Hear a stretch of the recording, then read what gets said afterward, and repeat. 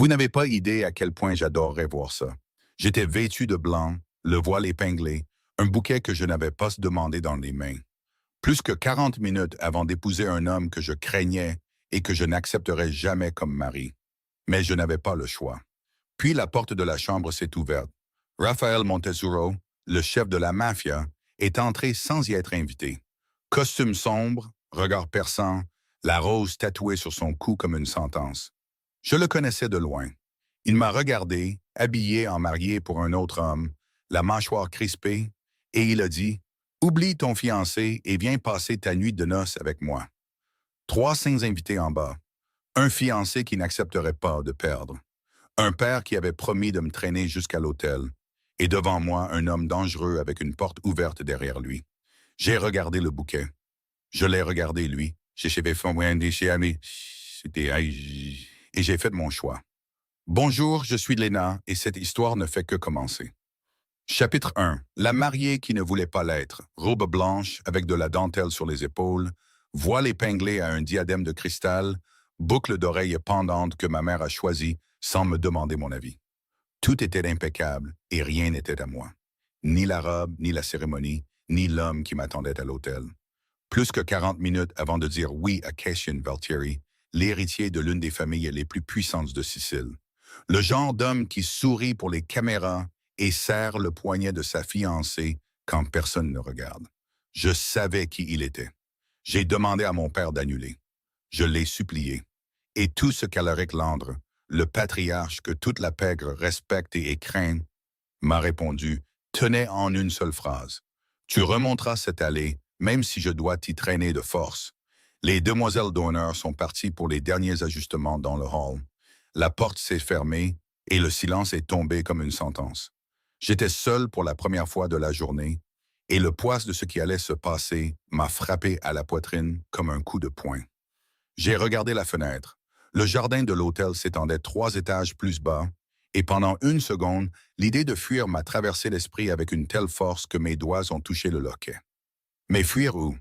Je n'avais pas d'argent à moi, pas d'alliés en dehors de la famille, pas un seul nom dans le monde qui existait, sans le nom de famille Lisandre qui y était attaché.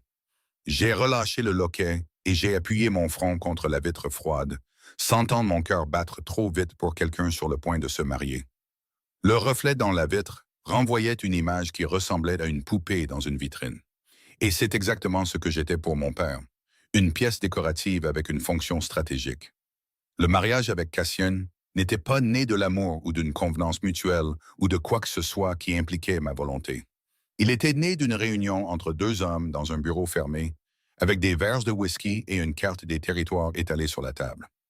Alaric voulait l'alliance avec les Valtieri. Les Valtieri voulaient le nom Lysandre et j'étais le sceau qui scellait l'accord. J'ai passé ma main sur le tissu de la robe et j'ai senti la dentelle sous mes doigts comme quelque chose qui ne m'appartenait pas. La couturière y a passé 4 mois. 4 mois d'essayage, d'ajustement, de choix de tissu que ma mère a fait sans me consulter. Oelia Lysandre, élégante, invisible, aussi prisonnière à sa manière que moi, n'a fait que sourire pendant tout le processus, comme si assembler cette robe était la seule chose qu'elle pouvait contrôler. J'ai presque eu pitié d'elle. Presque. Mais la pitié n'a pas survécu à la colère de réaliser que même ma propre mère n'avait pas le courage de dire à mon père que c'était mal.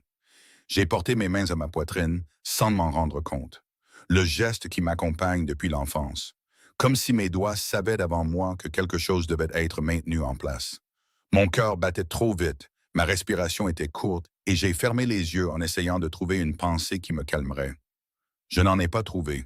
Tout ce qui venait, c'était le visage de Cassian. Beau de loin, dur de près, avec ce sourire répété qu'il utilisait en public comme un outil de travail. C'est alors que la porte s'est ouverte derrière moi. Je n'ai pas entendu frapper. Je n'ai pas entendu de demande de permission. J'ai juste entendu le déclic de la poignée et le bruit de pas fermes sur le sol en marbre. Le genre de pas qui ne demande pas la permission parce qu'il n'a jamais eu à le faire. Je me suis retourné lentement et l'air a disparu. Raphaël Montascuro se tenait dans l'embrasure de la porte. Costume sombre, pas de cravate, les premiers boutons de sa chemise ouverts, juste assez pour montrer le tatouage de rose noire qui montait sur son cou comme une marque de fabrique.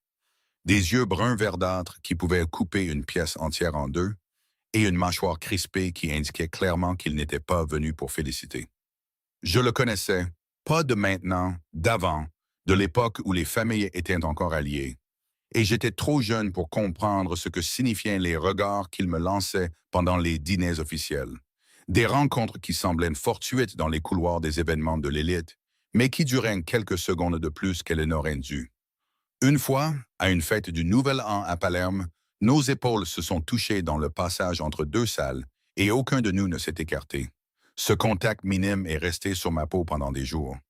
Une tension qui a grandi en silence au fil des ans et que nous avons tous les deux fait semblant de ne pas voir parce que c'était plus sûr ainsi. Raphaël m'a regardé de haut en bas, la robe, le voile, les boucles d'oreilles qui n'étaient pas les miennes. Tout était assemblé pour un autre homme et quelque chose dans ses yeux a changé, s'est assombri, s'est durci, comme si le simple fait de me voir habillé en marié pour Cassien Valtieri était la chose la plus insupportable qu'il ait jamais vue.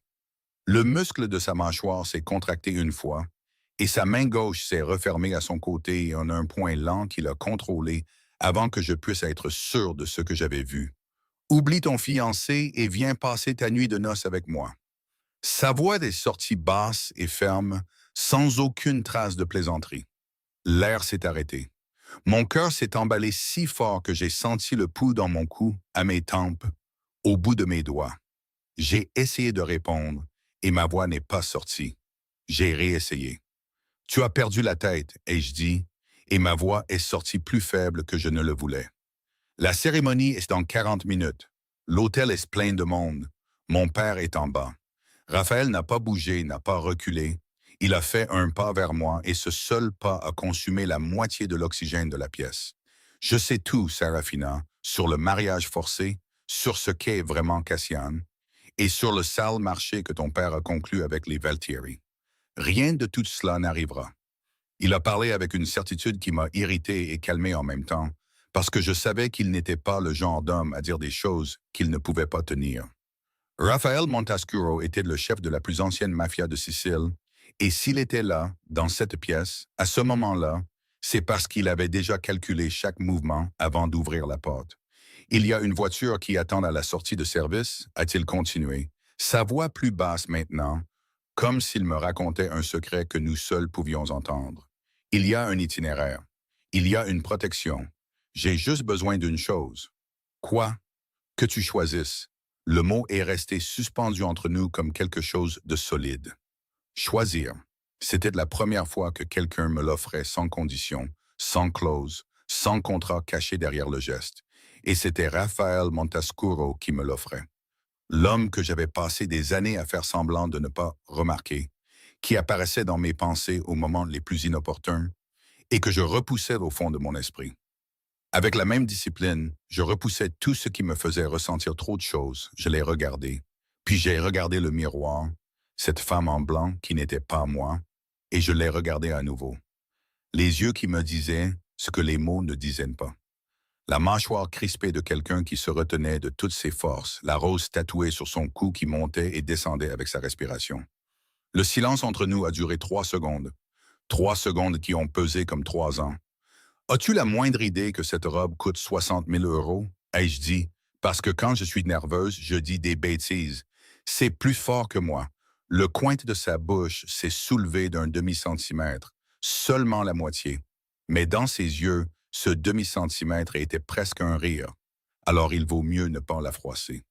La voiture est étroite. J'ai expiré l'air que je retenais depuis qu'il était entré dans la pièce. La raison me criait de rester, de retourner au miroir, de lisser le voile et de descendre ses escaliers comme la fille obéissante que mon père attendait. Mais il y avait quelque chose de plus fort qui parlait plus fort. Quelque chose que j'avais passé toute ma vie à faire taire et qui maintenant pulsait dans ma poitrine avec une violence que je ne pouvais ignorer. Ce n'était pas de la folie, c'était la première vraie décision de ma vie. J'ai laissé tomber le bouquet sur la coiffeuse. Les fleurs blanches sont tombées sur le côté et un pétale s'est détaché, tourbillonnant lentement dans l'air avant d'atterrir sur le marbre. J'ai soulevé l'ourlet de la robe à 2 mains, le tissu lourd se rassemblant dans mes bras, et j'ai regardé Raphaël avec une fermeté qui m'a surprise. « Sors-moi d'ici. » Il n'a pas souri, nappé célébré. Il a juste tourné son corps, ouvert la porte et m'a offert le passage d'un geste court de la main, comme quelqu'un qui savait déjà que j'allais dire ça avant même que je le sache. Et peut-être qu'il le savait. Nous sommes sortis par la porte de derrière. Le couloir de service de l'hôtel sentait les produits de nettoyage, la réalité. Brut, laid, sans la décoration impeccable qui attendait à l'extérieur. J'ai marché aussi vite que la robe le permettait, le voile traînant sur le sol derrière moi, et Raphaël marchait 2 pas devant, montrant le chemin avec la même aisance avec laquelle il commandait un empire. À chaque coin, il regardait d'abord, rapide, précis, avant de me faire signe de suivre, et j'ai obéi non par habitude, mais parce qu'à ce moment-là, la confiance était la seule chose que je pouvais me permettre de ressentir. Au milieu de l'escalier de service, le talon de ma chaussure s'est pris dans l'ourlette de la robe, et j'ai trébuché. La main de Raphaël est apparue avant le sol, ferme sur mon bras, me retenant avec la vitesse de quelqu'un dont les réflexes sont entraînés pour des choses pires.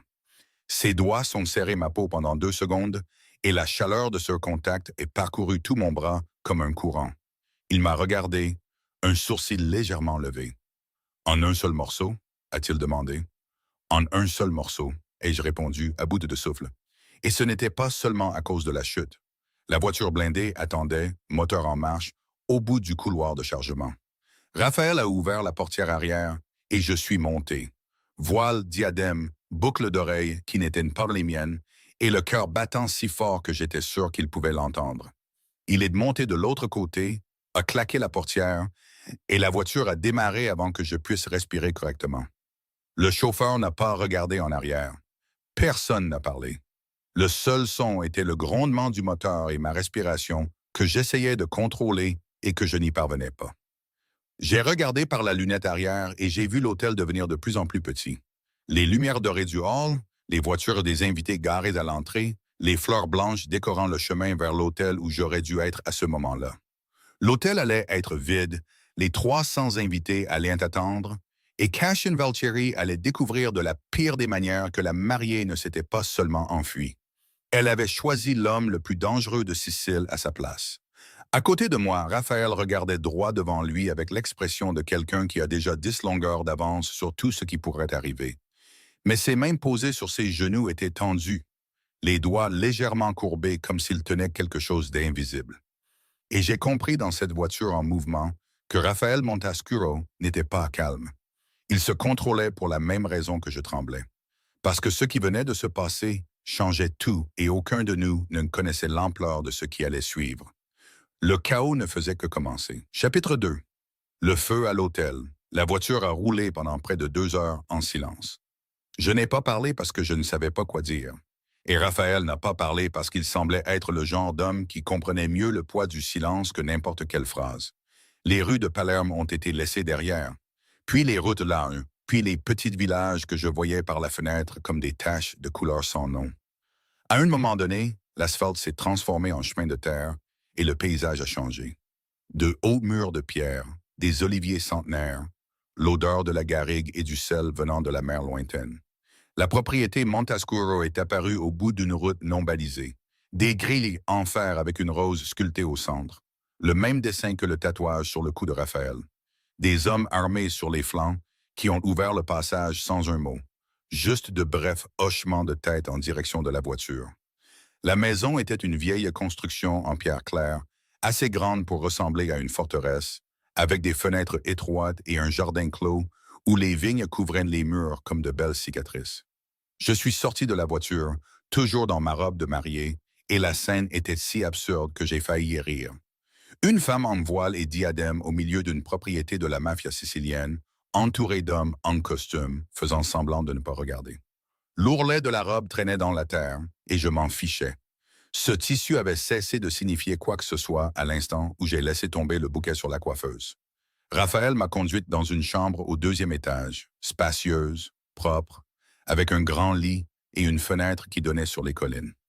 Il s'est arrêté à la porte et m'a regardé avec une expression que je ne pouvais pas lire, quelque chose entre le soulagement et la retenue, comme s'il se retenait de dire ce qu'il voulait vraiment. « Tu es en sécurité ici », a-t-il dit. « Personne n'entre sans mon autorisation. Si tu as besoin de quoi que ce soit, Théodine sera dans le couloir. Théodine Corvanis, le bras droit de Raphaël. Je l'ai vu brièvement quand nous sommes arrivés. Un homme d'une trentaine d'années, le visage d'un soldat qui ne laissait rien paraître. Le genre de personne qui reste silencieuse, non pas parce qu'elle n'a rien à dire, c'est-à-dire, mais parce qu'elle sait qu'écouter est plus utile. Et toi, ai-je demandé, ne comprenant pas pourquoi la question était sortie. Raphaël m'a regardé une seconde de trop. Je vais m'occuper de ce qui doit être fait. Il a les parties sans me toucher, sans rien exiger, sans une seule phrase suggérant que je lui devais quelque chose pour m'avoir enlevé de cet hôtel.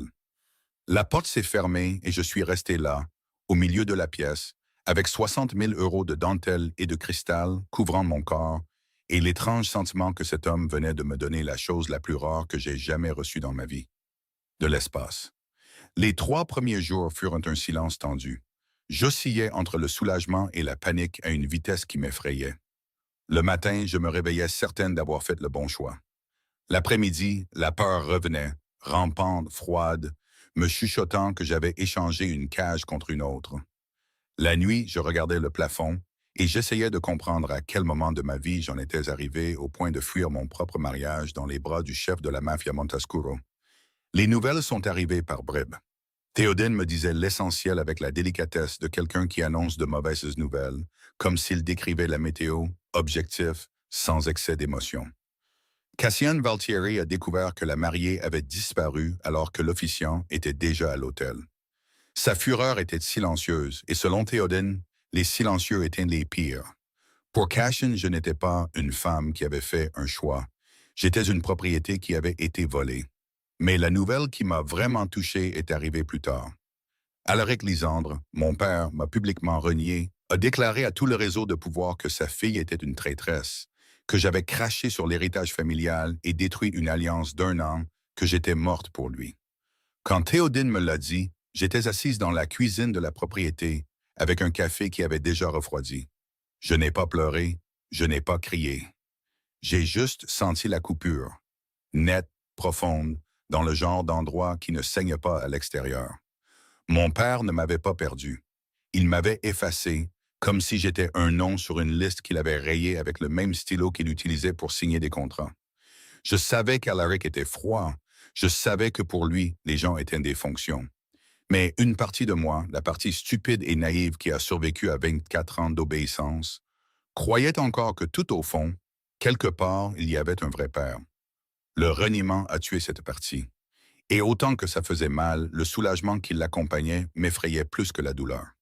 Cette nuit-là, je me suis assise à la fenêtre de la chambre, regardant les collines sombres et essayant de me souvenir de la dernière fois que mon père m'avait traité comme une fille et non comme une fonction. Le souvenir qui m'est venu était vieux. Je devais avoir 7 ou 8 ans et Alaric m'avait prise dans ses bras après un cauchemar et était resté avec moi jusqu'à ce que je me rendorme. Le geste a duré quelques minutes. Le souvenir a duré près de 2 décennies. Et je me suis demandé si ce moment était réel ou si je l'avais inventé parce que j'avais besoin qu'il existe. Parce qu'un enfant ne survit pas sans au moins un bon souvenir de son père, même s'il doit le fabriquer. La propriété Montasuro avait une routine que j'ai apprise progressivement, presque par osmose. Les patrouilles changent de quart à l'aube et au crépuscule. Les repas étaient servis dans la spacieuse cuisine du rez-de-chaussée, où l'odeur du café et du pain frais m'accueillait chaque matin comme la seule constante dans un monde qui ne cessait de changer. Les hommes me traitaient avec une cordialité prudente, respectueuse mais mesurée, comme des gens qui ne savaient pas encore si j'étais une invitée ou une partie permanente du paysage, et je ne le savais pas non plus. Le jardin est devenu mon refuge les jours où les murs de la chambre semblaient trop étroits pour la taille de mes pensées.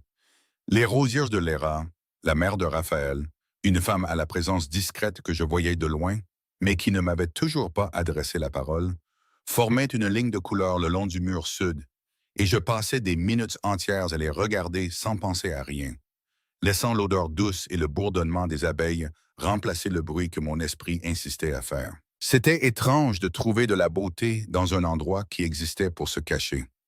Mais les roses ne le savaient pas. De ce n'était pas. Et elles continuaient à fleurir avec la saine indifférence de celles qui ne portent pas le poids du monde dans lequel elles vivent. Les jours suivants m'ont appris des choses sur Raphaël que je n'attendais pas. Il ne me cherchait pas, n'apparaissait pas dans la chambre, ne forçait pas les conversations, mais je le voyais de loin dans les couloirs, dans le jardin, dans le bureau avec la porte entr'ouverte. J'ai vu comment il commandait les hommes avec des phrases courtes. Pas de cris, pas de menaces inutiles. J'ai vu comment Théoden le respectait, non pas avec la peur rigide que montraient les hommes de mon père, mais avec la loyauté tranquille de quelqu'un qui fait confiance à la personne qu'il suit. Un matin, je suis descendu à la cuisine plus tôt que d'habitude et je suis tombé sur Bastien Drago, le capitaine de terrain des Montazuro, un homme aux larges épaules et très peu de mots. Il avait une tasse à la main et m'a regardé de haut en bas avec l'expression de quelqu'un qui évalue une situation avant de décider si cela vaut la peine de réagir. La dame va-t-elle encore s'enfuir ou puis-je retourner à mon café? A-t-il demandé sur le ton le plus neutre qu'une telle phrase puisse avoir? J'ai cligné des yeux, 2 fois. Ça dépend, ai-je répondu en croisant les bras. Le café est-il bon? Bastien m'a fixé pendant une demi-seconde. Puis il a levé sa tasse dans ma direction comme un toast silencieux et est retourné à sa chaise sans rien dire d'autre. Et pour une raison que je ne pouvais pas expliquer, ce minuscule échange m'a fait me sentir moins perdu que n'importe quel mot de réconfort ne l'aurait fait. Dans les moments calmes, et il y en avait beaucoup, je pensais à Noor Hadid, la styliste sans filtre que j'avais rencontrée 3 mois avant le mariage. Quand elle est venue ajuster une des robes des demoiselles d'honneur, Noor était tout ce que je ne pouvais pas être au sein de la famille Lélisandre. Bruyante, honnête, incapable de feindre la politesse quand elle trouvait quelque chose de ridicule. Elle est devenue mon amie en l'espace de 2 cafés et d'une dispute sur la coupe d'une manche. Si elle savait d'où j'étais maintenant, elle dirait quelque chose qui me ferait rire et pleurer en même temps. Parce que Noor avait ce don de transformer l'absurde en quelque chose qui tenait dans une phrase. Je voulais l'appeler, mais les téléphones étaient contrôlés, les lignes surveillées, et tout contact avec le monde extérieur était un risque que Raphaël n'était pas prêt à prendre. Pas encore. Une nuit, je suis descendu chercher de l'eau et j'ai trouvé la lumière du bureau allumée. La porte était entr'ouverte et j'ai vu Raphaël de dos, appuyé sur le bureau, la tête baissée, les épaules portant un poids qui n'était pas physique. Il ne savait pas que j'étais là. Et pendant un instant, avant qu'il ne remarque ma présence, j'ai vu ce qu'il cachait au monde entier. L'épuisement. Pas celui qui se résout avec le sommeil, mais celui qui vient de porter seul. Pendant trop longtemps, des choses que personne ne devrait porter. Je suis retourné dans la chambre sans faire de bruit. Je me suis allongé dans le lit et j'ai fixé le plafond avec la même question qui tournait dans ma tête. Pourquoi cet homme a-t-il risqué une guerre pour m'enlever de cet hôtel? Il ne me devait rien. J'étais la fille de l'ennemi, la fiancée d'un autre homme, un problème en forme de robe de dentelle. Et pourtant, il était là, me protégeant sans exiger de paiement, me donnant de l'espace sans s'éloigner, me traitant comme une personne entière alors que le reste du monde m'avait toujours traité comme une pièce. La réponse m'effrayait parce que toutes les explications rationnelles, stratégie, pouvoir, territoire, ne justifiaient pas la façon dont il m'avait regardé dans cette chambre d'hôtel. Et tout ce qui restait d'après la logique était quelque chose que je n'étais pas prêt à considérer. Le lendemain matin, Théodine a frappé à ma porte avant le café. Son visage était plus fermé que d'habitude, ce qui en soi était déjà un exploit. Les Valtieri ont attaqué l'un de nos points de commerce sur la côte, a-t-il dit sans préambule. Cassian a envoyé le message. La guerre a commencé. Le sol sous mes pieds, qui n'était déjà pas très ferme, a tremblé une fois de plus, et j'ai compris que la fuite n'était pas terminée. Elle avait juste changé de forme. Chapitre 3. Ce qui brûle ne s'éteint pas. La guerre est arrivée plus vite que je ne l'avais prévu. Dans les jours qui ont suivi l'annonce de Théodine, l'atmosphère de la propriété a changé comme si quelqu'un avait tourné une clé. Les hommes ont commencé à marcher par deux. Les patrouilles de nuit ont doublé. Et Raphaël, qui dans les premiers jours m'avait donné de l'espace avec une élégance presque étudiée, a disparu dans une routine de réunions à huis clos, d'appels qui se terminaient avec sa mâchoire plus crispée que d'habitude, et de départ avant l'aube d'où il revenait avec un costume froissé et les yeux de quelqu'un qui n'avait pas dormi. Cassian Valtieri ne plaisantait pas. Les attaques se sont succédées. Embuscades sur les routes de transport. Un entrepôt incendié au port de Palerme. 2 des hommes de Raphaël retrouvés morts sur une route secondaire. Chaque coup était un message. Il n'arrêterait pas avant d'avoir récupéré ce qu'il considérait comme sien. Et ce qu'il considérait comme sien, c'était moi. Pas par amour, pas par désir, mais par l'orgueil blessé d'un homme qui avait été humilié devant 300 invités et ne savait pas comment perdre. Le pire est arrivé quand j'ai appris que mon père avait pris position. Alaric Landry, Merlin, le même qui m'a renié, qui a déclaré que j'étais morte pour lui, s'est allié au Valtieri contre Raphaël, non par loyauté envers Cassian. Mon père n'était loyal envers personne d'autre que lui-même. Il l'a fait par haine. Raphaël avait défié son pouvoir en public, pris la fille qui était une monnaie d'échange, et fait paraître le nom Lysandre faible. Pour Alaric, c'était impardonnable. J'ai vu Raphaël répondre. Je l'ai vu de près, sans filtre, sans la protection de l'ignorance que j'avais eue toute ma vie.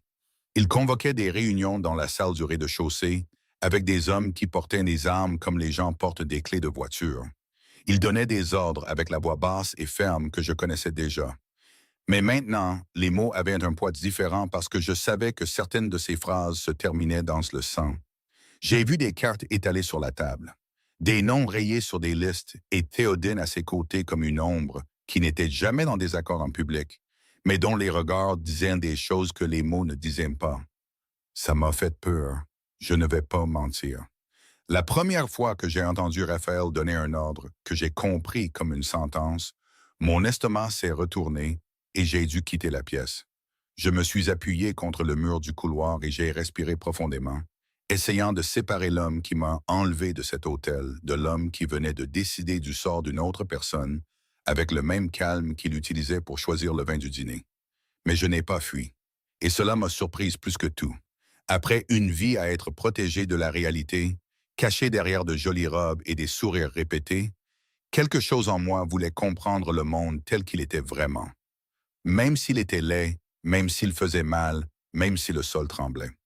La proximité forcée a fait le reste.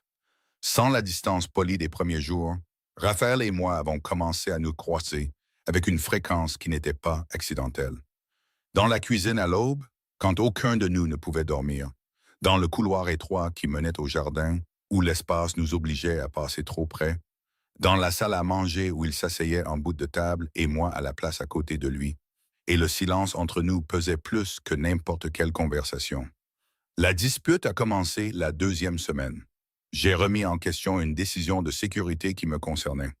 Raphaël avait ordonné une surveillance renforcée de ma chambre sans me le dire, et je l'ai découvert quand j'ai essayé d'ouvrir la fenêtre et qu'elle ne cédait pas. Je suis descendu au bureau et je suis entré sans frapper, ce qui en soi était déjà une déclaration. Tu as verrouillé ma fenêtre, ai-je dit, debout devant son bureau. Raphaël a levé les yeux de ses documents et m'a regardé avec l'expression contrôlée de quelqu'un habitué à gérer des problèmes plus importants qu'une fenêtre verrouillée. Renforcement de la sécurité. Les Valtieri surveillent la propriété.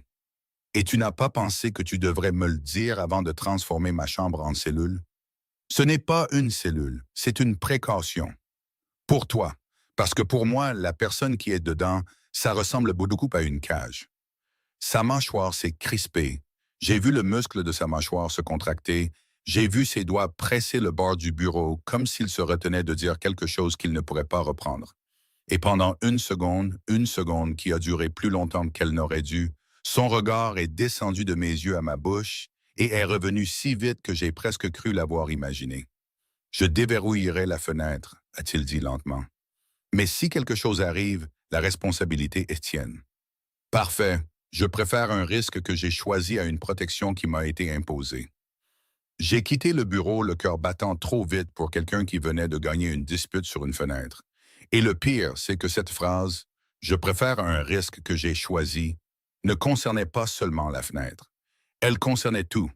La fuite, lui, a assis chaque décision que j'avais prise depuis que j'avais laissé tomber le bouquet sur cette coiffeuse.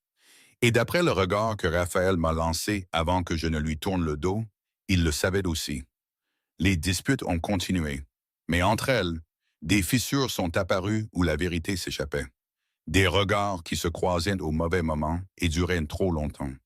Sa main frôlant la mienne quand il passait un verre sur la table du dîner et la chaleur qui restait sur ma peau pendant des minutes après.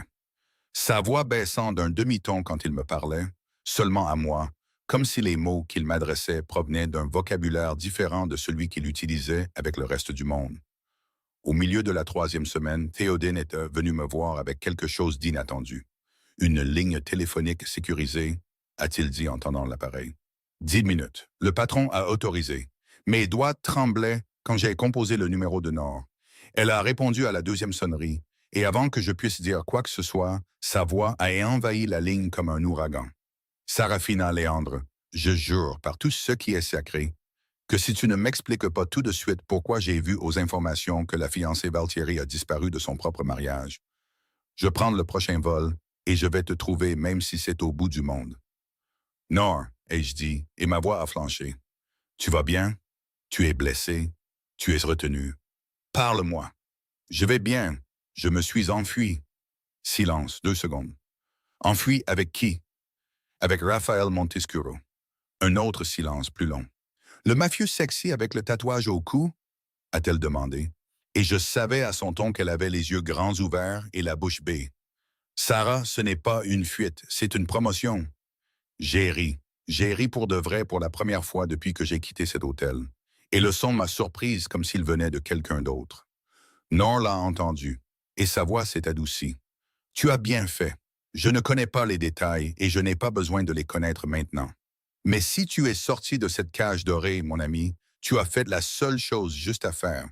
Et si cet homme t'a protégé quand personne d'autre ne le pouvait, alors il vaut déjà plus que tous les Valtieri et les Lysandre réunis. Les 10 minutes sont passées trop vite. Quand j'ai raccroché, Théodine était appuyée contre le mur du couloir, les bras croisés, regardant le vide avec son expression neutre habituelle, mais quelque chose au coin de son œil m'a fait soupçonner qu'il avait entendu au moins la partie sur la promotion. Cette nuit-là, je suis descendu à la cuisine et j'ai trouvé Théodine et Bastien Drago en train de parler à voix basse près de la fenêtre. Je me suis arrêté avant d'entrer, ne voulant pas interrompre, et la voix de Théodine m'est parvenue avec assez de clarté pour me figer sur place. Il commande une guerre à 4 heures du matin sans perdre son sang-froid, disait Théodin, la tête penchée en direction de Bastien.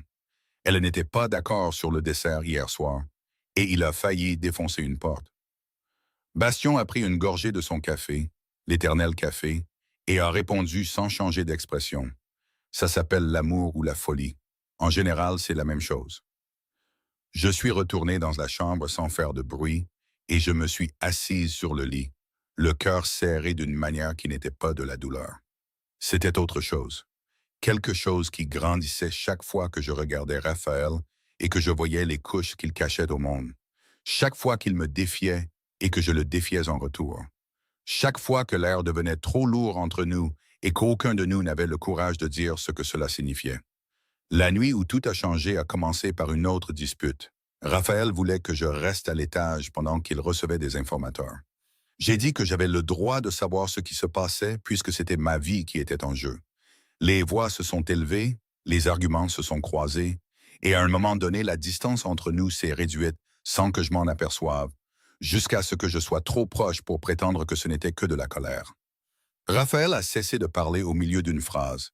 Ses yeux éteignent sur les miens, sombres d'une intensité qui m'a enlevé le sol sous les pieds.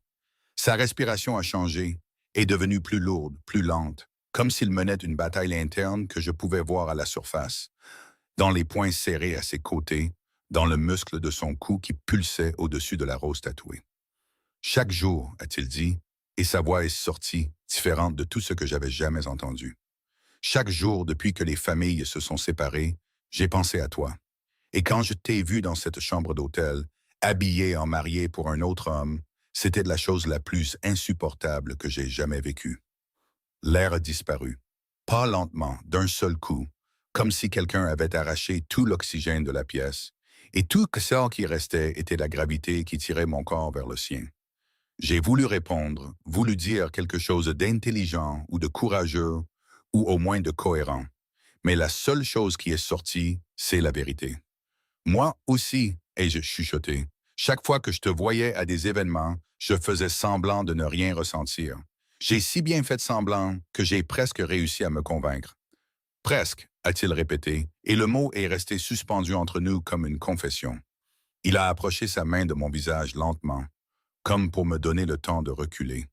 Ses doigts ont touché la ligne de ma mâchoire, et j'ai senti la chaleur se répandre sur ma peau comme quelque chose de vivant. comme si chaque pointe de contact réveillait une partie de moi qui avait été endormie toute ma vie. Je n'ai pas reculé. Je ne voulais pas reculer. Pour la première fois de ma vie, je désirais quelqu'un et je pouvais le désirer. Sans cage, sans contrat, sans que le nom de mon père ne décide pour moi. Le baiser s'est produit comme une explosion contenue. Sa bouche a trouvé la mienne et le monde est devenu flou. Des années de regards contenus, de désirs étouffés, de distance forcée. Tout s'est déversé dans cette seconde avec une violence qui m'a déséquilibré. Sa main est descendue à ma taille et m'a attiré près de lui, et ma main est montée à son cou, les doigts touchant le bord du tatouage. Sentant la peau chaude sous le dessin de la rose qu'il portait comme un serment. Quand nous nous sommes séparés, notre respiration à tous les deux était saccadée. Raphaël a appuyé son front contre le mien et est resté là, les yeux fermés, comme pour mémoriser le moment avant que le monde ne revienne exiger de lui ce qu'il exigeait toujours. Ça change tout, ai-je dit doucement. Ça a déjà changé, a-t-il répondu. Il y a longtemps, cette nuit-là, je n'ai pas dormi dans ma chambre. J'ai dormi dans la sienne, la tête sur sa poitrine et le son de son cœur dans mon oreille. Plus rapide que ce que quelqu'un d'aussi contrôlé devrait permettre. Et pour la première fois depuis la fuite, le silence ne pesait pas, car ce n'était plus le silence de deux personnes qui ne savaient pas quoi dire. C'était le silence de deux personnes qui avaient enfin dit assez. Mais à l'extérieur de cette porte, la guerre ne s'était pas arrêtée et Cassian Valtieri, quelque part en Sicile, devenait de plus en plus désespéré de jour en jour. Chapitre 4. La vérité sous la façade. Les jours qui ont suivi le baiser étaient étranges, dans le bon sens du terme. La guerre à l'extérieur continuait. Je le savais au visage tendu des hommes, aux réunions qui s'étiraient jusqu'aux petites heures du matin, à l'odeur de poudre qui revenait parfois coller au costume de Raphaël quand il apparaissait tard dans la nuit. Mais à l'intérieur de ces murs, quelque chose avait changé. La distance calculée avait disparu. La tension qui avant était faite de doute était maintenant faite d'autre chose. De certitude, de chaleur, d'une gravité qui nous attirait l'un vers l'autre avec une force que j'avais déjà renoncé à combattre. Raphaël était toujours réservé, mesurait toujours ses mots, crispait toujours sa mâchoire avant de dire ce qu'il ressentait, me regardait toujours comme s'il calculait le risque de chaque phrase. Mais la différence, c'est que maintenant je savais ce qui existait derrière la retenue, et il savait que je le savais.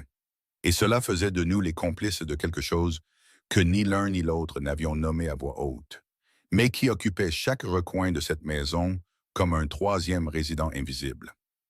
Un jeudi matin, j'avais commencé à compter les jours pour ne pas perdre la notion du temps, ne pas être complètement temps. Théodine a frappé à la porte de la chambre de Raphaël, où je dormais maintenant sans que personne n'ait officialisé l'arrangement. Théodine est entrée avec un épais dossier sous le bras et une expression que je connaissais déjà. Celle de quelqu'un qui porte une information qui change le cours de tout. Nous avons intercepté du matériel des Valtieri, a-t-il dit en posant le dossier sur la table, des documents, des registres financiers, des enregistrements de conversation. Tu dois voir ça. Raphaël a ouvert le dossier et je me suis penché par-dessus son épaule. Dans les premières minutes, c'était des chiffres, des comptes, des virements, des montants qui allaient et venaient d'entreprises dont je ne reconnaissais pas les noms. Puis sont venus des documents d'enregistrement de cargaison et enfin des transcriptions de conversations entre Cassian et trois hommes qui n'apparaissaient jamais aux dîners de famille.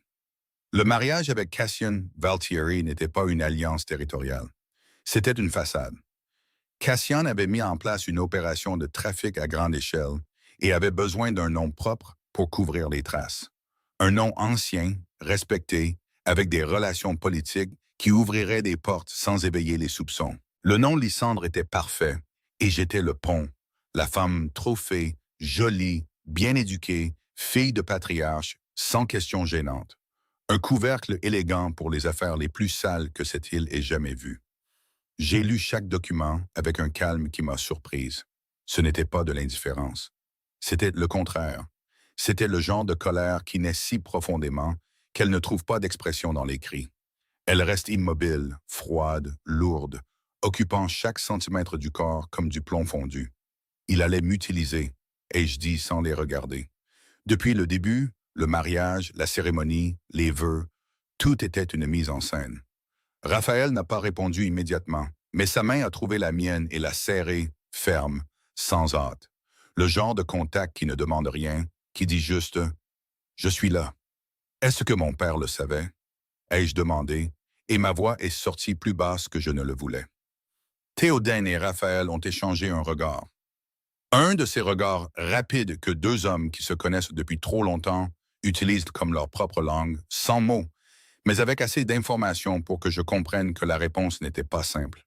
Nous n'en sommes pas sûrs, a dit Théoden. Alaric aurait pu être manipulé par Cassian, ou il aurait pu le savoir depuis le début et calculer que le risque en valait la peine. L'une ou l'autre réponse était dévastatrice. Si mon père avait été trompé, il était un imbécile. S'il le savait, il était un monstre. Et les deux options me faisaient mal de différentes manières. La première en détruisant l'image de pouvoir qui soutenait le nom Lysandre. La seconde en confirmant ce que j'avais toujours soupçonné, mais jamais eu le courage d'admettre. Que pour Alaric, je n'ai jamais été une fille. J'étais une fonction. J'ai quitté la pièce et je suis allé dans le jardin. J'avais besoin d'air. Je me suis assise sur un banc de pierre sous un olivier et j'ai fixé les collines sans rien voir, laissant l'information se déposer comme la poussière après une explosion. La culpabilité que je portais encore pour m'être enfui, ce résidu tenace qui me faisait me réveiller à l'aube en me demandant si j'avais détruit quelque chose que je n'aurais pas dû, a disparu sur ce banc, s'est évaporé, parce que je n'avais pas abandonné un mariage. J'avais échappé à un piège tendu pour faire de moi la complice involontaire des pires crimes qu'un homme puisse commettre. Raphaël m'a trouvé là 20 minutes plus tard. Il s'est assis à côté de moi sans rien dire et est resté en silence avec moi. Le genre de silence qui est présence, pas absence. Le soleil sicilien était chaud et le vent apportait l'odeur de romarin du mur où Lysara, sa mère, cultivait des herbes avec les roses. « Je ne t'ai pas volé, Sarafina », a-t-il dit après un moment. Sa voix était basse et avait une couche que je n'ai pas reconnue immédiatement, comme s'il se le disait plus à lui-même qu'à moi. « Je sais, ai-je répondu. Tu m'as sorti d'un piège dont je ne connaissais même pas l'existence. » Il a tourné son visage dans ma direction et pendant un instant, les couches sont tombées. Le patron, le stratège, l'homme qui donnait des ordres avec le même calme qu'il respirait. Rien de tout cela n'était là. Ce qui restait, c'était quelqu'un qui semblait fatigué de porter des secrets, fatigué de calculer chaque pas, fatigué d'être la version de lui-même que le monde exigeait. « J'ai pris le commandement de la famille à 17 ans, a-t-il dit, regardant les collines comme s'il voyait une autre époque. Mon père est mort et le lendemain, j'ai dû prendre des décisions que des hommes de 40 ans ne savaient pas prendre. Je n'avais pas le choix, je n'avais pas le temps de pleurer, d'avoir peur, d'être un gamin perdu. J'étais ce dont ils avaient besoin que je sois. Et à un moment donné, j'ai oublié ce que j'étais avant ça. Je lui ai pris la main. Cette fois, c'est moi qui ai serré, ferme, sans hâte, lui rendant le geste qu'il m'avait donné plus tôt. « Tu avais 17 ans, ai-je dit. Tu n'étais qu'un garçon. » « J'étais un garçon, a-t-il répété. Et quelque chose dans sa voix s'est brisé d'une manière si subtile que seule une personne attentive l'aurait entendu. Sur ce banc de pierre, sous un olivier, avec le soleil chaud et l'odeur de romarin, j'ai vu Raphaël Montascuro pour la première fois, pour de vrai. Pas le patron, pas le mafieux, l'homme avec toutes les cicatrices, celles que je pouvais voir et celles qui étaient à l'intérieur, trop profondes pour toute suture. Et il m'a laissé voir. Il m'a laissé m'approcher de l'endroit que personne d'autre n'atteignait. Et j'ai compris que cette reddition silencieuse, cette permission de regarder ce qu'il avait toujours caché, était sa façon de dire ce que les mots ne pouvaient pas. Nous sommes restés là pendant un temps que je n'ai pas mesuré. Le soleil s'est déplacé, les ombres des oliviers se sont allongées, et aucun de nous n'a ressenti le besoin de remplir le silence avec plus que ce qu'il contenait déjà. À un moment donné, sa main tenant la mienne s'est tournée, les doigts s'entremêlant lentement avec les miens, comme quelqu'un qui fait quelque chose pour la première fois et veut se souvenir de chaque détail. Et j'ai réalisé que ce geste minime, cet entrelacement de doigts sous un arbre, portait plus d'intimité que n'importe quel baiser, car c'était de la pure vulnérabilité. C'était Raphaël Montascuro disant sans un mot qu'il avait besoin de quelqu'un et que ce quelqu'un, c'était moi. Quand nous sommes rentrés, quelque chose avait changé entre nous d'une manière que les murs de la maison semblaient remarquer. La distance qui existait encore, petite mais réelle, s'était réduite à la taille d'un fil. Les regards duraient plus longtemps. Les contacts accidentels cessaient d'être accidentels. Et quand il me passait un verre à table et que nos doigts se rencontraient en une seconde, aucun de nous ne prétendait plus que c'était une coïncidence. Un après-midi, je l'ai trouvé dans la bibliothèque, mon coin, qu'il respectait comme mon territoire. Il se tenait dans l'embrasure de la porte, appuyé contre le cadre, avec l'expression de quelqu'un qui était venu là pour une raison et qui avait oublié ce que c'était dès qu'il m'avait vu. J'ai levé les yeux de mon livre, et la question que j'ai posée était stupide et parfaite à la fois. Perdu? Apparemment, a-t-il répondu avec l'ombre d'un sourire qui m'a réchauffé de l'intérieur. Et il laisse rester là, appuyé dans l'embrasure, à me regarder lire pendant 5 minutes de plus avant de partir sans rien dire d'autre, comme si la présence était la raison, comme si être proche était suffisant. Les jours suivants furent les plus légers de ma vie à l'intérieur de cette propriété. Raphaël m'a incluse dans les conversations de stratégie, non pas comme une auditrice, mais comme quelqu'un dont l'opinion avait du poids. Je ne comprenais pas les routes, le territoire ou la logistique militaire, mais je comprenais les gens. Je comprenais les mensonges, les masques, comment les gens se comportent quand ils cachent quelque chose. Et ça, dans son monde, valait plus que n'importe quelle carte.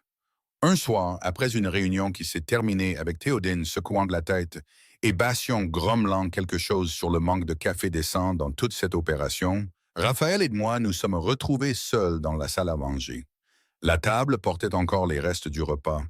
Des verres de vin, un plateau de fromage que personne n'avait fini, sa serviette froissée comme il la froissait quand il pensait à quelque chose de difficile. Merci, ai-je dit de nulle part. Il a levé les yeux. Pourquoi? Pour m'avoir laissé être ici, pas seulement dans cette maison, ici.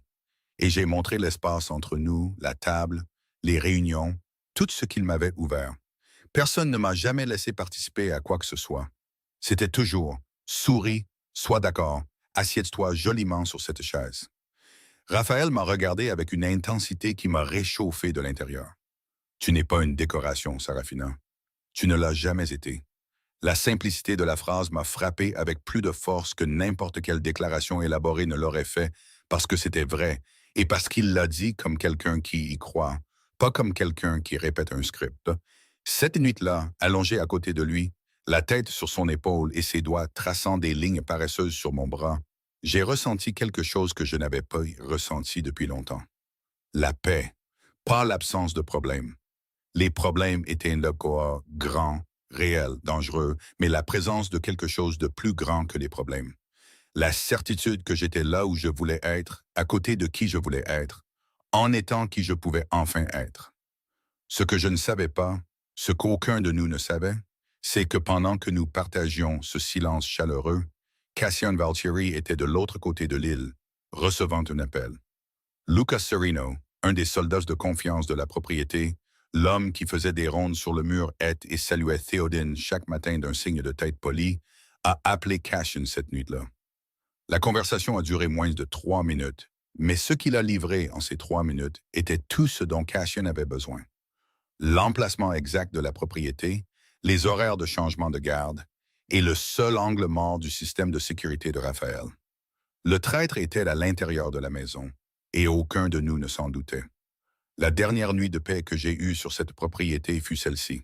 Je me suis endormi en souriant, le bras de Raphaël me tenant comme si le monde pouvait s'effondrer et que rien ne m'atteindrait. Et dans le noir, pendant que je respirais paisiblement, la tempête était déjà en route. Chapitre 5. Sang, sauvetage et reddition. Je me suis réveillé avec une main sur la bouche et l'odeur de gants de cuir couvrant mon visage. Je n'ai pas crié, non pas parce que j'étais courageuse, mais parce que le choc a gelé chaque muscle de mon corps, comme si quelqu'un avait coupé tous les fils en même temps. La pièce était sombre, et la silhouette au-dessus de moi n'était pas celle de Raphaël. Stoll. Elle était plus petite, plus mince, et bougeait avec la hâte nerveuse de quelqu'un qui fait quelque chose qui ne peut pas durer. Ne fais pas un bruit, a chuchoté la voix. Et je l'ai reconnu. Lucas Serino, le soldat qui faisait des rondes sur le mur est, qui saluait Théodine chaque matin d'un signe de tête poli, que je croisais dans les couloirs sans y penser à 2 fois. Lève-toi maintenant. L'adrénaline est arrivée tard, mais elle est arrivée. Mon corps a réagi avant mon esprit. J'ai essayé de repousser sa main, j'ai essayé de rouler sur le côté du lit où Raphaël aurait dû être, mais le côté était vide, la réunion d'urgence. Il était parti avant minuit et n'était pas revenu. Et maintenant, j'étais seul avec le traître que Cassian avait placé à l'intérieur de notre maison. Luca m'a tiré du lit avec une force qui ne correspondait pas à sa taille. J'ai trébuché sur le drap, me suis cogné le genou sur le sol et il m'a soulevé par le bras avec une urgence qui avait plus de peur que de cruauté. Comme s'il savait que le temps était compté et que chaque seconde à l'intérieur de cette propriété était une seconde de plus vers la découverte. J'ai ouvert la bouche pour crier et il a serré plus fort. Si tu cries, tu meurs ici. Si tu viens avec moi, tu vis. Choisis.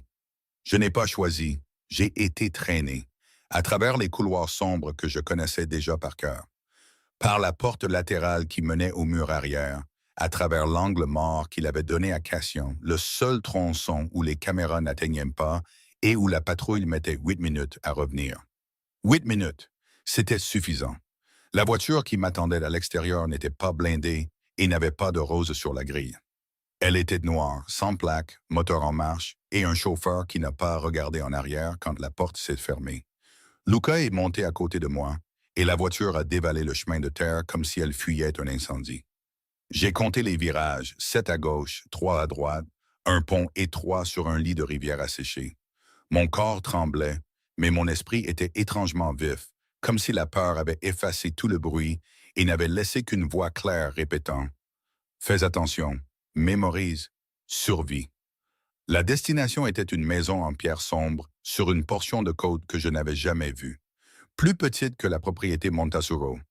Pas de jardin, pas d'olivier, juste de hauts murs et une grille en fer qui s'ouvrait avec un grincement qui me faisait mal aux dents.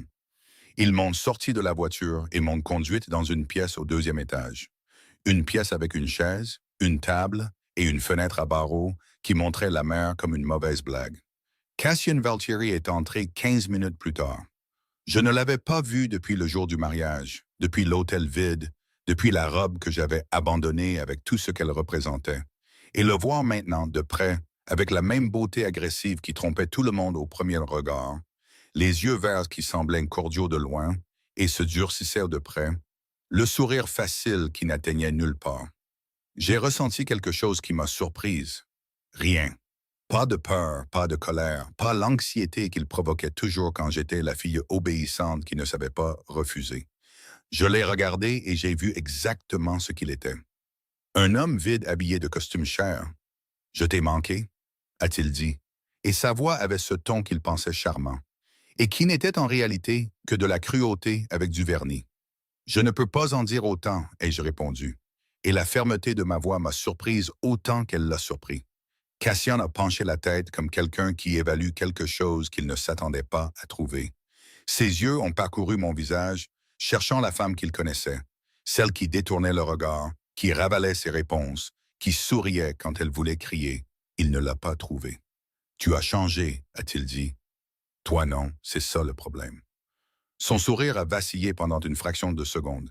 Il est revenu rapidement, car Cassian était le genre d'homme qui reconstruit le masque avec la vitesse de quelqu'un qui n'admet jamais qu'il est tombé. Il a tiré la chaise, s'est assis en face de moi et a croisé les jambes comme si nous étions dans une réunion d'affaires. Pas un enlèvement. « Soyons directs » a-t-il dit. « Tu reviens. Le mariage aura lieu et ton petit ami tatoué va apprendre qu'il y a des choses qu'on ne vole pas. » Je sais tout, Cassian.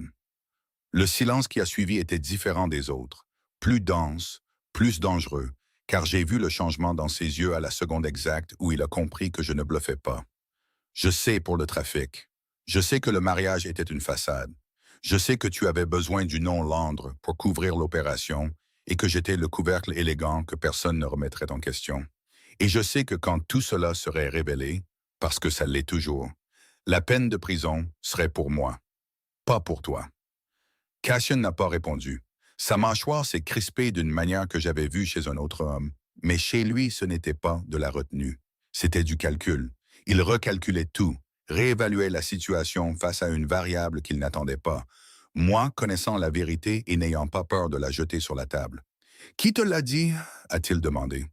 Et pour la première fois, sa voix n'avait plus de vernis. « Peu importe qui me l'a dit. Ce qui importe, c'est que je le sais et que tous ceux qui ont besoin de le savoir le sauront aussi, s'il m'arrive quelque chose. C'était un mensonge. Je n'avais rien préparé, n'avais envoyé de documents à personne, n'avais aucun plan de secours.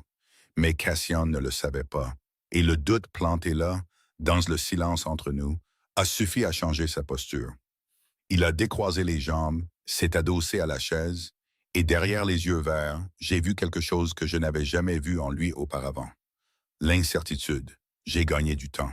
Je ne savais pas combien, mais j'en ai gagné. La réponse est venue avant l'aube. J'ai entendu avant de voir le bruit des moteurs qui approchaient. Pas une voiture, plusieurs. Puis des voix fortes, des ordres secs et un bruit sec qui a fait vibrer les murs. Les hommes de Cassian se sont déplacés rapidement, courant dans les couloirs avec des armes à la main, et j'ai été poussé au fond de la pièce par un garde qui semblait aussi effrayé que moi. Raphaël Montesuro n'est pas venu pour négocier. Je n'ai pas vu l'invasion. Je l'ai entendu. Chaque terre, chaque porte défoncée, chaque cri étouffé qui marquait l'avancée des Montesuro comme une vague qui ne s'arrêtait pas. L'opération a duré moins de 20 minutes. Quand la porte de la pièce s'est ouverte, ce n'est pas Cassian qui est entré. C'était Raphaël, avec son costume déchiré à l'épaule, une coupure sur le sourcil saignant en une fine ligne jusqu'à sa tempe, et des yeux plus sombres que je ne les avais jamais vus. Derrière lui, Théodine, avec la même expression que toujours, comme si envahir le territoire ennemi n'était qu'un autre point à l'ordre du jour. Raphaël m'a regardé et le monde s'est arrêté. Pas d'une manière romantique et belle, d'une manière brute et animale. Le genre de pause qui se produit lorsque le corps reconnaît que le pire a failli y arriver et a besoin d'une seconde pour traiter le soulagement. J'ai vu sa poitrine se soulever et s'abaisser une fois, profondément, comme s'il avait retenu sa respiration depuis qu'il avait appris l'enlèvement et ne s'autorisait qu'à présent à la laisser sortir. « Tu es en un seul morceau ?» Sa voix était rauque, plus profonde que la normale. Et la question est sortie comme quelqu'un qui connaît déjà la réponse, mais a besoin de l'entendre. Je suis en un seul morceau, et je dis, et je l'étais.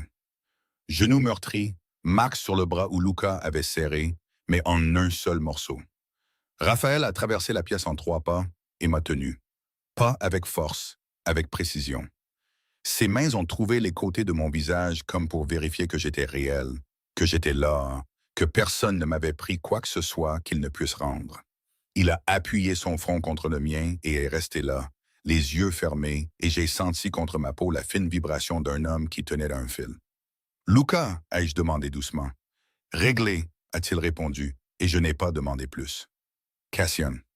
Raphaël s'est reculé juste assez pour me regarder dans les yeux.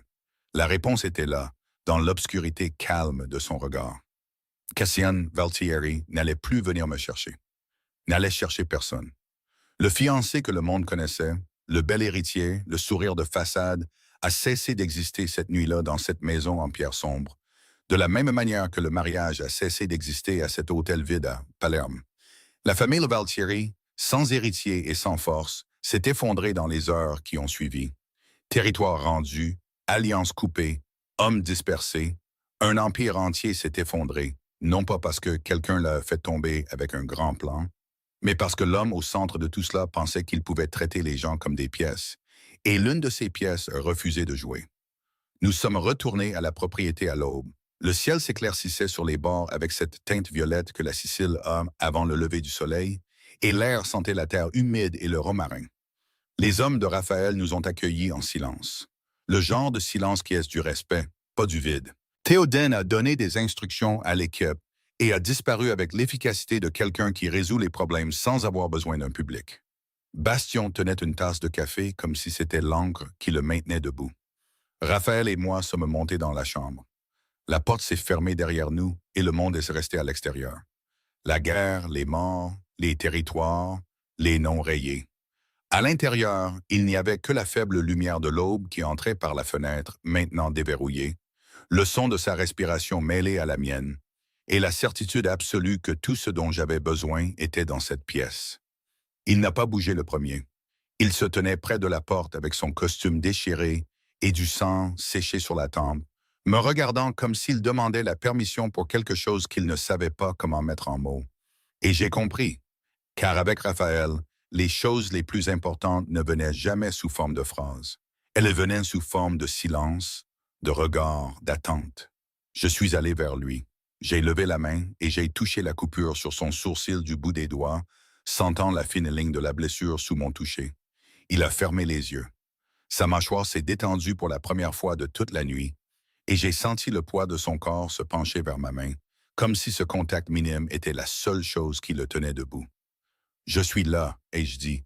Je suis en un seul morceau, et j'ai choisi ça. Ses yeux se sont ouverts, et ce que j'y ai vu m'a enlevé le sol sous les pieds.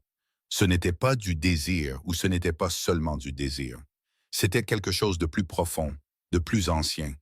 Quelque chose qui venait de toutes les années, où il m'avait vu de loin et ne pouvait pas s'approcher. Des événements où les regards se croisaient et où tous deux faisaient semblant. De la nuit dans la chambre d'hôtel où il a franchi la porte et a tout changé. C'était une accumulation. C'était tout. Sa bouche a trouvé la mienne. Et cette fois, ce n'était pas comme le premier baiser, qui était explosion, urgence, décharge. C'était lent, délibéré, comme s'il voulait enregistrer chaque seconde et la garder dans ses os. Ses mains sont descendues à ma taille et m'ont attiré contre son corps avec une fermeté qui était à la fois retenue et abandon. J'ai senti sa chaleur traverser le tissu fin des vêtements que je portais et s'installer sur ma peau comme quelque chose qui y appartenait. Mes doigts ont remonté son cou et ont trouvé le bord du tatouage, la rose. J'ai passé le bout de mes doigts sur le dessin et je l'ai senti frissonner. Un tremblement minime que quelqu'un de moins attentif n'aurait pas remarqué, mais qui m'a dit tout ce que j'avais besoin de savoir. Cet homme qui intimidait des pièces entières d'un regard tremblait à cause de mon contact. Sa chemise a cédé sous mes doigts, puis la mienne, et la distance entre nous a complètement disparu. Peau contre peau, chaleur contre chaleur. Le son de sa respiration dans mon oreille s'accélérant alors que ses mains trouvaient des chemins sur mon corps que personne n'avait parcouru de cette manière. Avec attention, avec intensité, avec la patience féroce de quelqu'un qui sait que ce moment vaut chaque seconde d'attente. Regarde-moi, a-t-il dit, sa voix si basse que je l'ai plus senti qu'entendu. J'ai besoin que tu me regardes. J'ai regardé et ce que j'ai trouvé dans ses yeux m'a défaite de l'intérieur. C'était de la pure vulnérabilité. L'homme le plus dangereux de Sicile, le patron qui commandait un empire avec 3 mots, me regardait comme si j'étais la seule personne au monde qui pouvait le détruire. Et il choisissait de me donner cette permission. Je suis là, ai-je répété. Et cette fois, les mots avaient un poids différent. Le reste s'est passé comme une marée, inévitable, montante, avec une force qui ne demandait pas de la permission. Chaque contact allumait un nouveau point. Chaque respiration devenait plus courte. Chaque murmure qui s'échappait portait quelque chose que ni l'un ni l'autre n'avions dit à voix haute, et qui maintenant débordait dans la chaleur de la peau et la pression des corps. Les phrases se sont raccourcies, les gestes plus urgents, et à un moment que je ne pourrais pas marquer car le temps avait perdu sa forme, l'intensité a atteint sa limite, et tout a convergé vers un seul point. Chaud, absolu, comme si le monde entier s'était concentré dans l'espace entre nous. Après, le silence, le bon, celui qui vient quand tous les mots ont déjà été dits, non par la bouche, mais par le corps. Je me suis allongé la tête sur sa poitrine et j'ai senti son cœur battre fort, ralentissant progressivement, revenant au rythme d'un homme qui s'autorisait enfin à s'arrêter. Sa main traçait des lignes sur mon épaule avec la légèreté de quelqu'un qui dessine quelque chose d'invisible.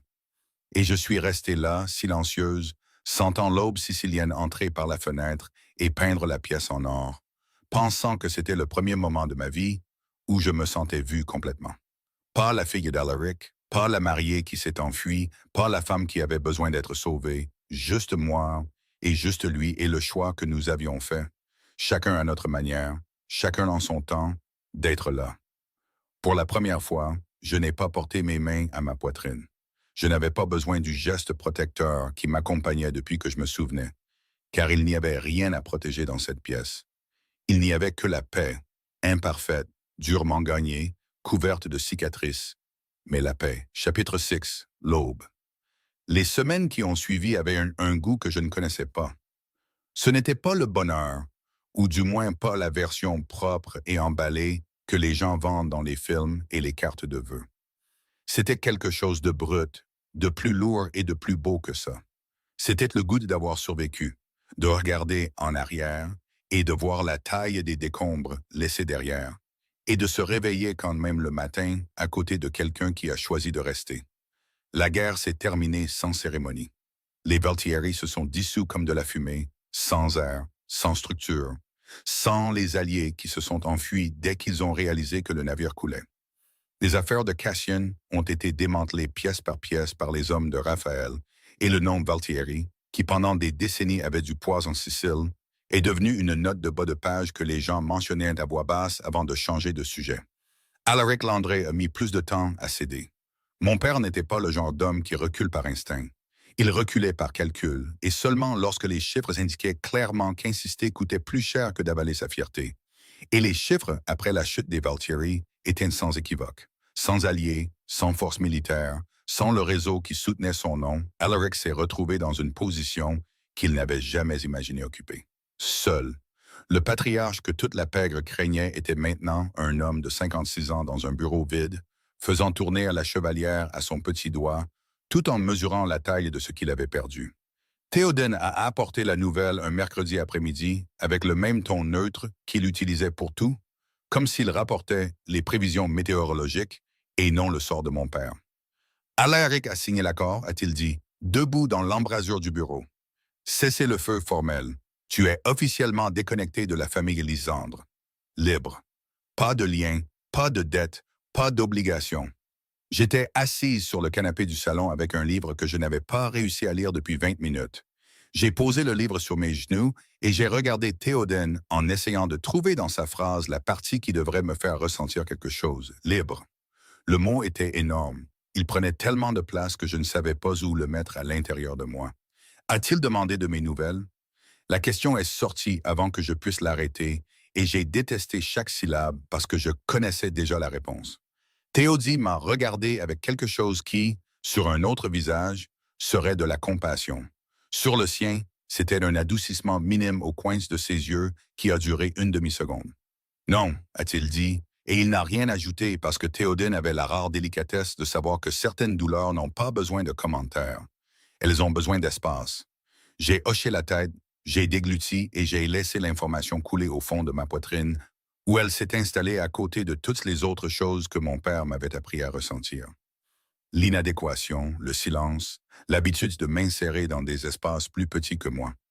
Mais cette fois, à côté de ces vieilles choses, il y avait quelque chose de nouveau, la certitude que son absence faisait mal, non pas parce que j'avais besoin de l'approbation d'Alaric, mais parce qu'une partie de moi, la plus ancienne et la plus têtue, voulait toujours qu'il soit un vrai père.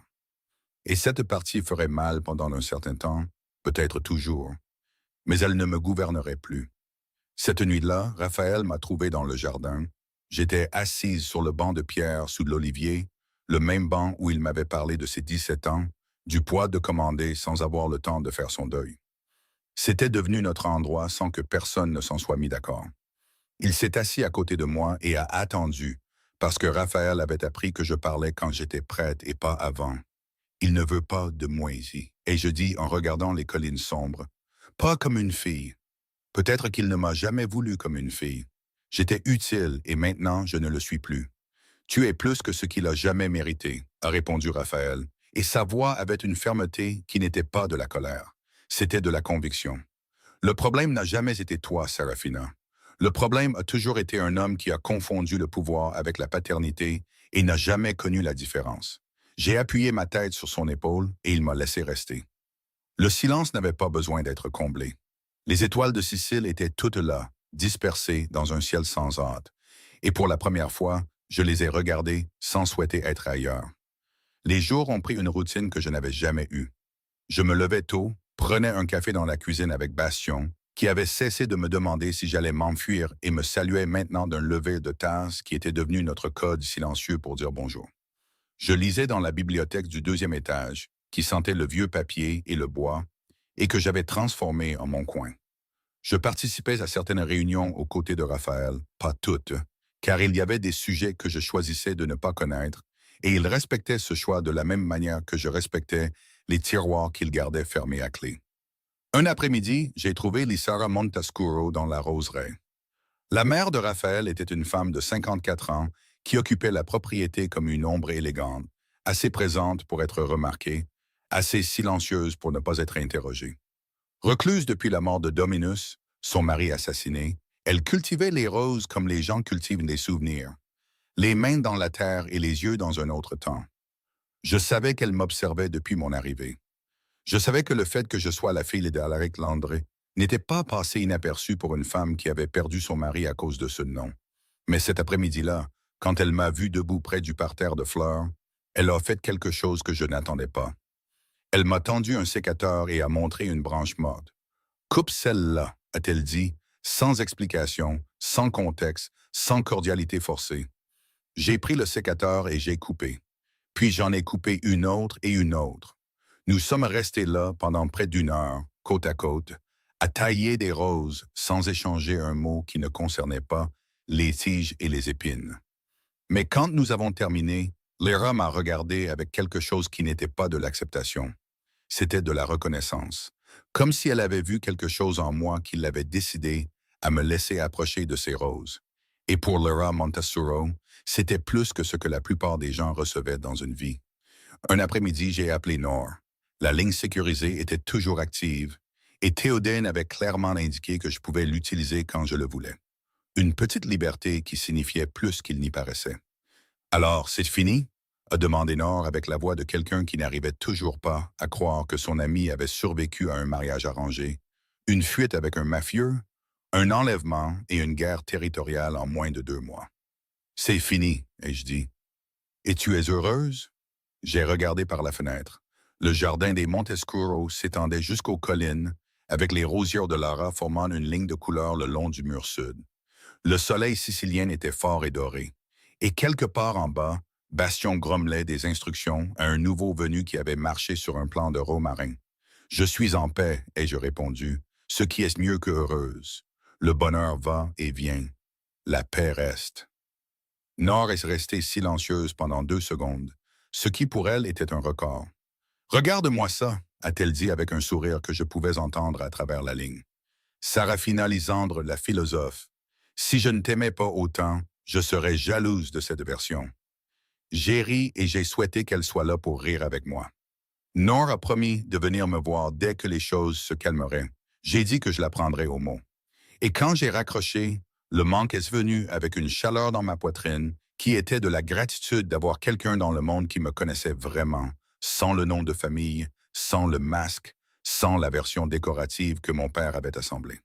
Un soir, après un dîner où Raphaël a ouvert un vin que son père gardait dans la cave et qu'il n'avait jamais touché, parce qu'ouvrir cette bouteille signifiait accepter que Domouze ne reviendrait pas la boire, nous nous tenions tous les deux sur le balcon, regardant l'obscurité. La Sicile, la nuit, a un silence différent. Il n'est pas vide. Il est plein de choses qui bougent sans vouloir être vues. Des grillons, le vent dans les oliviers, la mer lointaine qui frappe la côte.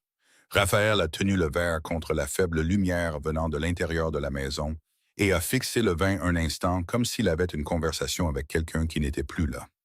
Mon père ouvrait cette bouteille aux anniversaires de mariage, a-t-il dit sans me regarder. Chaque fois, ma mère disait que c'était trop bon pour être gaspillé un mardi, et il répondait que c'était exactement pour ça qu'il l'ouvrait, parce que les bonnes choses ne devraient pas attendre le moment parfait. Je n'ai rien dit. J'ai juste appuyé mon épaule contre la sienne et j'ai laissé le silence faire ce que les mots ne pouvaient pas. Honorer un homme que je n'ai jamais rencontré, mais qui existait dans chaque recoin de cette propriété, dans la cave, dans les roses, dans le tatouage sur le cou de son fils. J'ai appuyé mon corps contre le sien et j'ai senti son bras s'enrouler autour de mes épaules, avec une naturalité qui me surprenait encore, comme si nous avions fait cela toute notre vie, alors qu'en réalité, nous le faisions depuis des semaines qui pesaient comme des années à cause de tout ce qu'elles contenaient. Je n'ai jamais eu de vie à moi, ai-je dit en regardant l'horizon sombre. J'ai eu la vie que mon père a assemblée, les plans qu'il a dessinés, l'avenir qu'il a décidé. Et maintenant, pour la première fois, je me réveille le matin et la première décision de la journée est la mienne. Ça semble peu, mais c'est tout. Raphaël a resserré son bras autour de moi et est resté silencieux un moment. Puis il a dit avec la voix basse qu'il n'utilisait que lorsque nous étions seuls.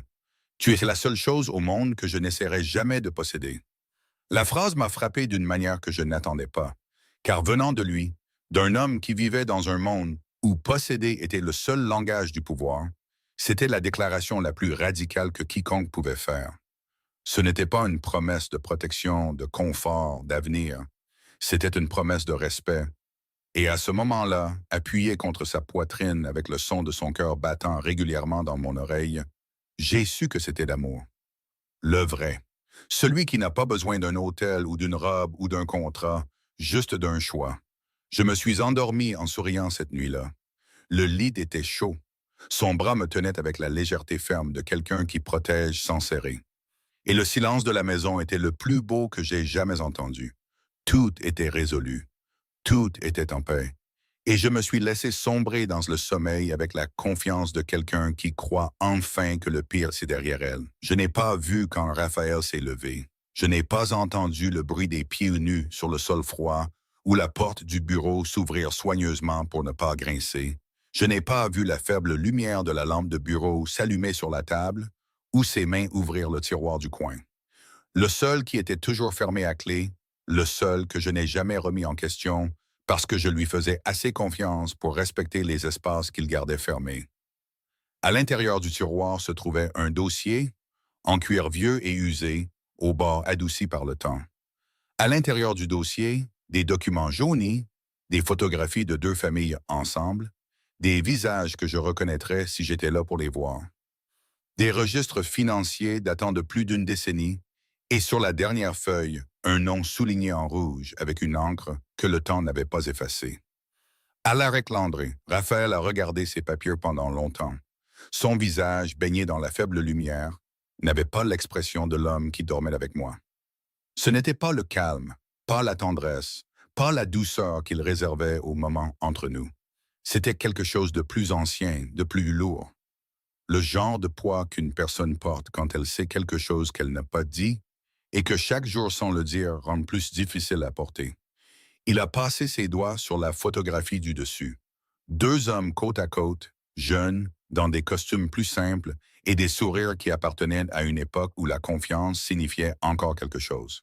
Dominus Montescuro et Alaric Landry, son père et le mien, avant la trahison, avant le sang, avant tout.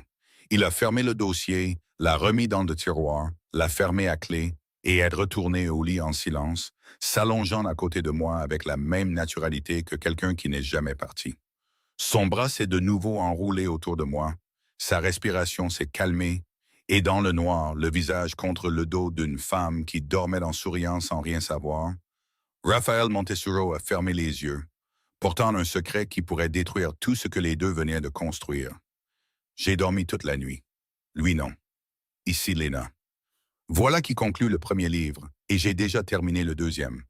Vous pouvez y accéder pour une somme modique. Je pensais qu'il m'avait sauvé par amour, qu'il était entré dans cette chambre d'hôtel, avait risqué une guerre et détruit une famille entière parce qu'il me voulait, juste moi. J'y ai cru pendant 5 mois. 5 mois. Dormant paisiblement à ses côtés, construisant une vie qui me semblait être la mienne pour la première fois, jusqu'à la nuit où il est parti précipitamment et a oublié la clé sur la table. La clé du bureau qui était toujours fermée à clé. J'ai ouvert le tiroir, trouvé de vieux documents, des photographies de deux familles, et sur la dernière page, un nom souligné en rouge, le nom de mon père. Les papiers ne racontaient pas une histoire d'amour. Ils racontaient autre chose, de plus ancien, de plus sombre, et j'en étais au centre depuis le début. Comme vous pouvez le voir, ce n'était qu'un petit avant-goût du deuxième livre. Pour regarder la version complète et non censurée, je vous retrouve de l'autre côté dans quelques secondes. Juste un rappel, le deuxième livre complet, sans publicité et sans interruption, vous attend. C'est aussi simple que ça. J'adore travailler sur le deuxième livre. Et comme vous l'aimez aussi, je vous promets que d'autres suivront. C'est là que vous trouverez des histoires encore plus torrides, de la vraie dark romance. Et parce que cette version devient beaucoup plus sulfureuse, la vidéo ne serait pas bien accueillie publiquement sur YouTube. Cet espace privé est l'endroit où je peux vraiment montrer ma vraie nature et où je me sens libre de faire mon meilleur travail pour vous tous. Gardez à l'esprit que la chaîne a été démonétisée. C'est donc un moyen pour moi de garder mon équipe et de continuer à vous proposer des histoires de haute qualité. J'aurai bientôt d'autres nouvelles pour vous. Je vous attends. Malheureusement, de nombreuses personnes ont téléchargé notre audio copiant ainsi l'histoire entière pour la republier simplement sur YouTube. Si vous voulez regarder l'histoire originale et être les premiers à recevoir les suivantes, recherchez nos histoires sur YouTube pour obtenir le meilleur contenu de Dark Romance. N'oubliez pas, la chaîne officielle est sur YouTube. Je vous y attends.